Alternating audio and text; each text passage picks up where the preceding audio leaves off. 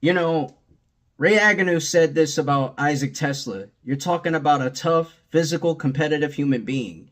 And Isaac Tesla is a guy that's 6'4", runs a 4.4, got great hands, and plays electric at the wide receiver position. And you don't see too many guys come into the game of football and do just that at 6'4" and run a 4.4. It's hella great speed. There was so many teams, going on a bid war just to get this guy, and the Detroit Lions happened to actually land this guy at 70. Was it crazy enough to trade up a couple spots just to get Isaac Tesla? Yes. But at the same time, it just tells you that Brad Holmes has trust and faith in Isaac Tesla to become the best player, the best version of, that he can be. And I think he can be that, Cooper Kupp for, Jared Goff. JG16 is, looking for that X wide receiver, that guy that can really step up when he needs him the most. And I think Isaac Tesla, being the rookie that he is, in a big time position, in a big time role, is going to step up where JG needs him the most.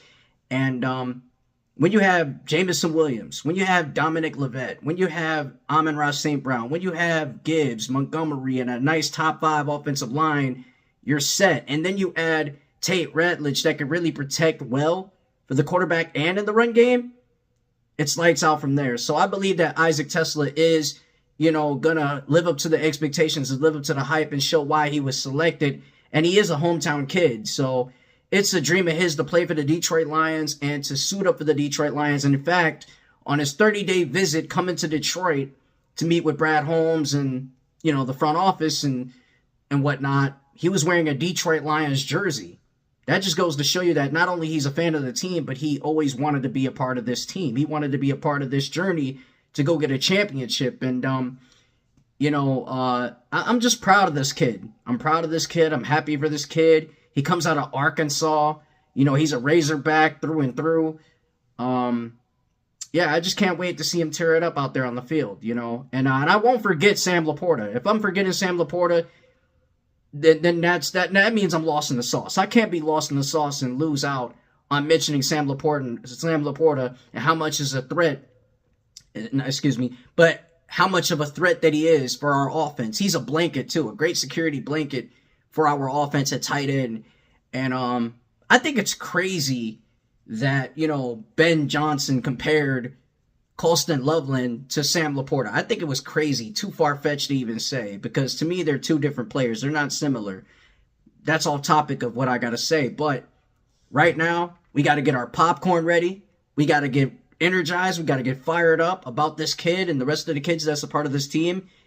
I'm just energized. I'm energized. I'm feeling energized. I'm feeling ready. One pride.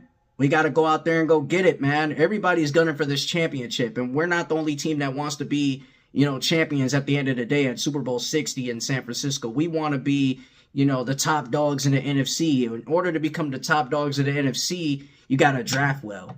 You got to, find free agents that fit this team well, like we've done this over the course of the offseason, And rookie mini camp is just getting started. The vets are already started on their workouts. They know they're going to get down to business and do what they got to do to become the best versions of themselves. And, this is a team that's highly motivated to prove something. Everybody's saying this team's going to get 10 wins. Everybody's saying that this team is going to be counted out. If you thought this team's going to be counted out and down and out, then you're sadly mistaken. We are a team that's willing to go all the way to the distance and have a 13-win season. We could get a 14-win season if we're healthy. We don't want to lose 22 guys on IR. Aiden Hutchinson's coming back. He's going to be electric. Ali McNeil, he's not going to be back until November, mid-November, somewhere around there.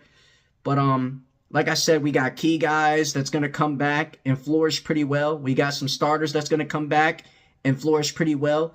I'm looking forward to seeing the UDFAs and how they work in preseason and if they can, earn a spot on the team and whatnot. And to the draftees, I know you're going to work your asses off and turn some heads around. So I'm not, worried about you guys because I know some people were, not hype about Tyleik Williams, but we did need a defensive tackle. And seeing that DJ Reader is already almost up there in age, he's still an elite performer. But to play defensive tackle, it's a hard position to play. It's one of the hardest positions to play in football. And you needed a guy that he can mentor and show the game. And that way Tyleik Williams can understand the game of the pros. It's DJ Reader. You know, when you have DJ Reader and Ali McNeil, they like to attack the run game. They like to attack defensively pretty well and stay sharp and block down passes. And not only just block down passes, but sack the quarterback and beat their one-on-ones to get to the quarterback and listen to the protection pretty well. But they're going to learn, they're going to just teach this kid so much. They're going to teach Tyleik how it is to be in the NFL and, you know, the pain, the, you know, the sacrifices, the hard work, the determination, and everything else, and the grit, which is the quote unquote word that we use here all the time, is that he's going to teach, that they're going to teach that so much on a young guy. And I mean, he's only 22 for crying out loud. So, you know, he's going to soak up a lot of game from those guys and whatnot. So we're going to work up to getting our defensive line back in shape. Mekhi Wingo's going to be back. Kyle Petko's going to be back. John Kaminsky, if you don't know now, he's retired. I think this team is fresh. I think this team is fresh and they're ready to go. You know, they're like an actual, you know, Hot Wheel car. You know, they're really ready to go. They're looking forward to just rev up and just go full speed ahead. So, just sit back, relax, and get your popcorn and enjoy the action, because this 17-week season is going to be great for us. And the schedule is not so far away. You know, we do have a brutal, tough few teams coming up in the season, but I think we're ready and we're willing to take the challenge head on. So with that being said, Chicken Nugget King 313, make sure you like, share, subscribe to the channel. I'm at 312 subscribers. Make sure you tell a Lions fan to tell a Lions fan to come join the journey. Make sure you tell the sports fan to tell the sports fan to come join the journey and holler back at your boy. The Lions Cook Up, episode 3 will be on the way. So stay tuned. Don't touch that dial for that. And yeah, Chicken Nugget King 313, hit my theme music.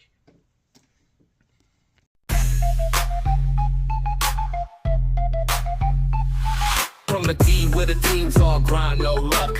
Wings on the ice, Tigers on the up. Lions roaring, Pistons never stuck. Detroit sports talk, we just don't give up. It's the Chicken Nugget King bringing you the scene, hitting every stat like a switch so clean. From Joe Louis days to that Ford Field clean. 313 in the house, living the dream.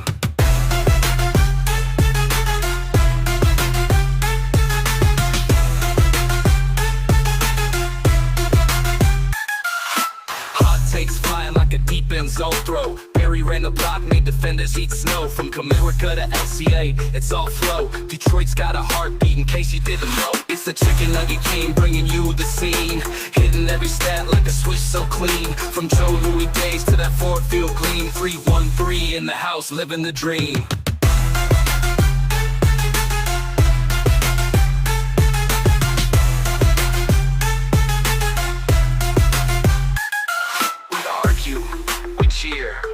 We scream for the play.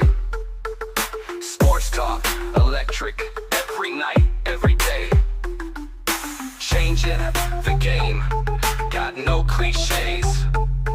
Detroit in our veins, that'll never fade away. Red and blue pride, Motown gets loud. Pistons in the mix till the fans go wild. Lines breaking curses, yeah, we stand proud. Chicken Nugget King repping that hometown crowd.